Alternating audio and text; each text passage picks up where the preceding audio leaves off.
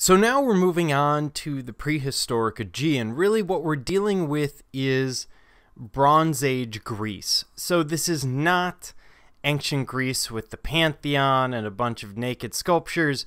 This is their predecessors.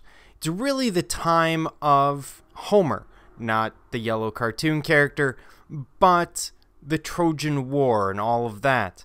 So we're in this very early period, and we're actually going to be looking at three different groups in this chapter. We're going to be dealing with the Cycladic peoples, we're going to be dealing with the Minoans, and we're going to deal with the Mycenaeans.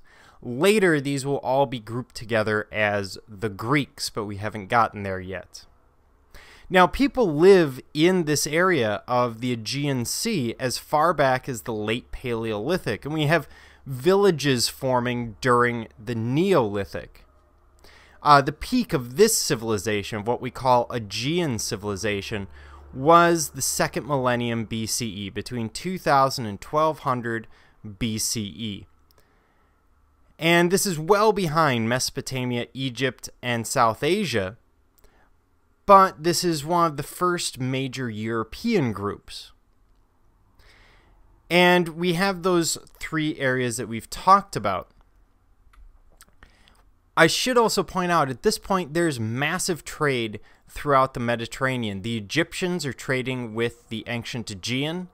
The ancient Aegean is trading with the Hittites in Turkey, as well as with the Middle East. These networks are continuously running up until 1200 BCE, and the Sea People and the invasion and all of that, which we'll talk about a little bit more later. So all of these societies are very aware of one another. The Assyrians, the Hittites, the Egyptians, the Aegean, even the Etruscans up in Italy, people out in Spain and North Africa, they're all trading. So we're also going to see cultural trade. We're going to see ideas moving from the ancient Near East and Egypt into the prehistoric Aegean.